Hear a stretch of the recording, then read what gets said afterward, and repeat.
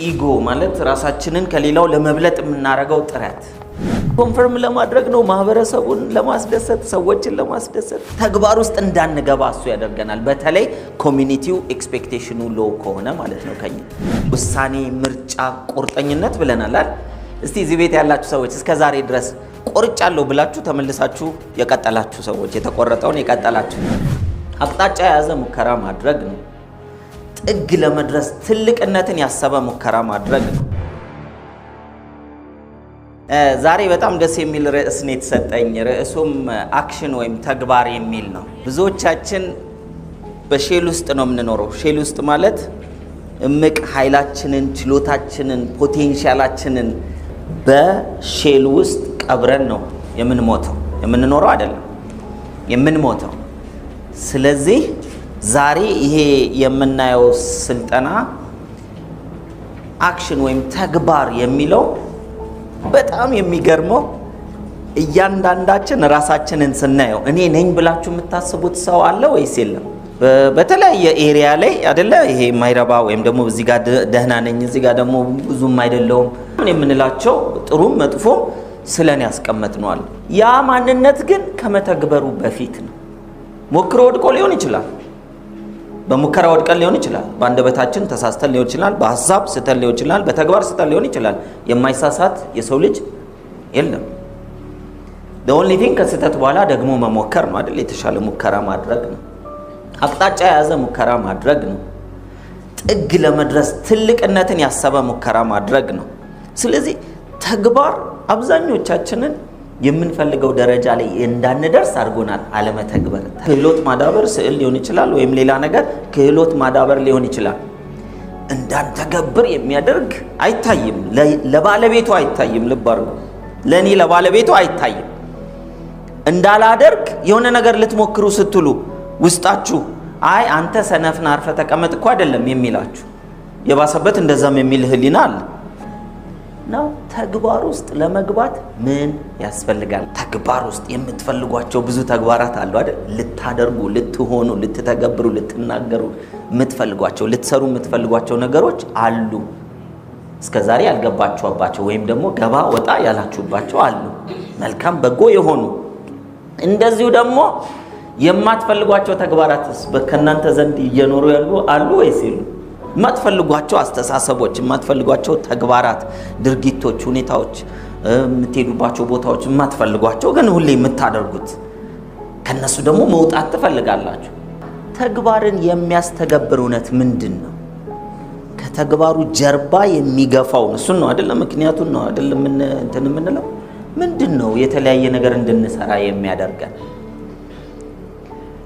የመጀመሪያው የተለያየ ነገር እንድንሰራ የሚያደርግ አሁን ላይ በዚህ እድሜ ካያችሁት ልምድ ነው አይደል? ልምድ ነው። የለመድነው ሰው፣ የለመድነው ሰፈር፣ የለመድነው ሐሳብ፣ የለመድነው ልብስ፣ የለመድነው ምግብ፣ የለመድነው እያለ ይቀጥላል። ስለዚህ አንፎርቹኔትሊ ደግሞ አብዛኞቻችን የተለያየ ልምምዶች፣ የማይረቡ ልምምዶች፣ የሚያጠቅሙ ልምምዶች አሉ። ባይዘው ልንደሰት ይገባል አይገባም?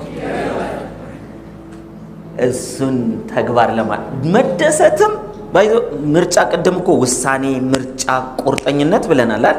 እስቲ እዚህ ቤት ያላችሁ ሰዎች እስከ ዛሬ ድረስ ቆርጫለሁ ብላችሁ ተመልሳችሁ የቀጠላችሁ ሰዎች፣ የተቆረጠውን የቀጠላችሁ። ለምን? መቁረጥ ወደ ተግባር ያስገባል፣ ግን ሊመልስም ይችላል። ኢጎ ማለት ራሳችንን ከሌላው ለመብለጥ የምናረገው ጥረት። በነገራችን ላይ ብዙ ነገሮችን የምናደርገው ለሰዎች ብለን መሆኑን የምታውቁት ዓለም ላይ ማንም ሰው ባይኖርና ራሳችን ብቻ ብንሆን እንዴት ነው የምንለብሰው? እንዴት ነው የምንበላው? ጠዋት ተነስተን ምን እናስባለን? አብዛኛውን ስታዩ ትርጉም ሁሉ ታጣላችሁ። አሁን ጠዋት ተነስተን which is እዚህ ምድር ላይ ሁላችንም የለንም፣ እናንተ ብቻ ናችሁ። አንድ ሰው ጠዋት ስትነሱ በእናንተና በፈጣሪ መካከል ነው፣ ሌላ ማንም የለም። እንዴት ነው የምትለብሱት? ትለብሳላችሁ ወይ አይደል? የመጀመሪያው ጥያቄ ለማን ብዬ ነው የምለብሰው አይደል? ከበረደኝ ካልሆነ አልለብስም። እና አለባበሳችን ሁሉ ኮንፈርም ለማድረግ ነው፣ ማህበረሰቡን ለማስደሰት፣ ሰዎችን ለማስደሰት ተግባር ውስጥ እንዳንገባ እሱ ያደርገናል። በተለይ ኮሚኒቲው ኤክስፔክቴሽኑ ሎው ከሆነ ማለት ነው ከኛ። ለዚህ ነው ካያችሁ በየቤታችሁ ቢዝነስ ልጀምር ስትሉ ምናልባት በዝቅተኛ ህይወት ውስጥ ከሆነ ያደግነው ከዛ ለቤተሰብ ትልቅ ለውጥ ለማምጣት የሆነ አይዲያ ስታመጡ ተው ምን ይባላል? አርፈህ ተቀመጥ። ተግባር ውስጥ ለመግባት ምን ያስፈልጋል? ትልቁ ነገር የሚያስነስ ተግባርን የሚቀሰቅስ ነገር ምንድነው? ጠንካራ ግልጽ ፍላጎት። አሁንም ማውራችሁ እንደ ሂፕኖቴራፒስት እንደ ባለሙያ ነው። አንድ ሰው ደጋግሞ ከሚገጥመው ችግር ለመውጣት ከፈለገ ደጋግሞ እየሞከረ እየወደቀ ከሆነ ከማይፈልገው ተግባር፣ ድርጊት፣ ሱስ፣ ልምምድ ውስጥ መውጣት ከፈለገ በህይወቱ ማግኘት የሚፈልገውን ውጤት ላይ ለመድረስ ለውጤቱ የሚገባ ተግባር ውስጥ መግባት ካለበት ጠንካራ ግልጽ ፍላጎት ያስፈልጋል። ጠንካራ ራሱን የቻለ ምን አለው? ዝርዝር ነገር አለው ውስጡ። ግልጽም እንደዚሁ ራሱን የቻለ ዝርዝር ነገር አለው። ከዛስ ፍላጎት፣ የሚቀጥለው ፍላጎት ነው። ፍላጎትም እንደዚሁ ምን መደረግ አለበት? መፈተሽ አለበት። ወደ ጠንካራና ወደ ግልጽ እመጣላችኋለሁ። ፍላጎት ማለት ግን ምን ማለት ነው?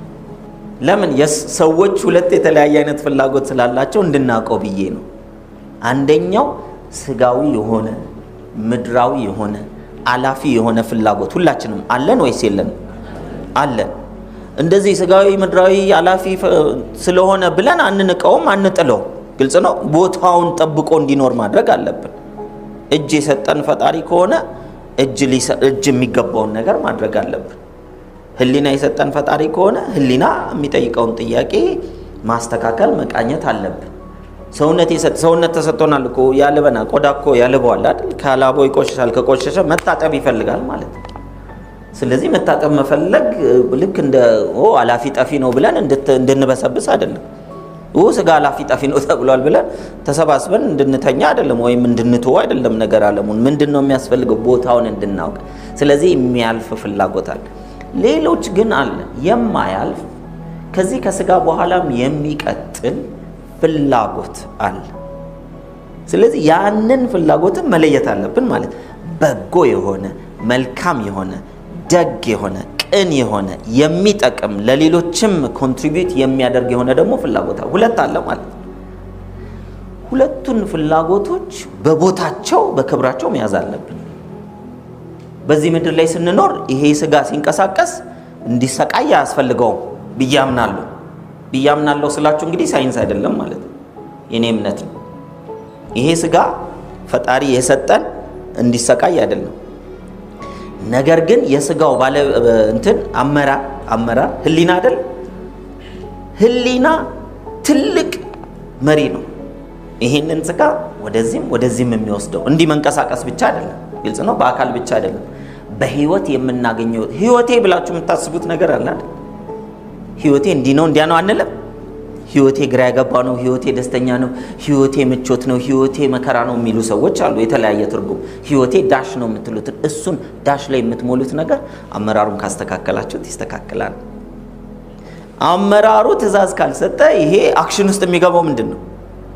አክሽን ውስጥ የሚገባው ሰውነት ነው አይደል? በአንደበት አክሽን ውስጥ እንገባለን፣ በድርጊት ተግባር ውስጥ እንገባለን። ሰውነታችንን ወስደን በማንቀሳቀስ ተግባር ውስጥ እንገባለን። ስለዚህ የምንገባበት ተግባር ከፈለግን ወይንም የምንወጣበት ተግባር ከፈለግን አመራሩ መቀየር አለበት።